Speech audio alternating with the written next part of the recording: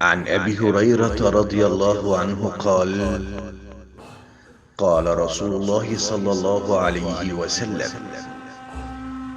إذا كان أول ليلة من شهر رمضان صفدت الشياطين ومردت الجن وغلقت أبواب النار فلم يفتح منها باب، وفتحت أبواب الجنة فلم يغلق منها باب، وينادي مناد: يا باغي الخير أقبل، ويا باغي الشر أقصر، ولله عتقاء من النار، وذلك في كل ليلة.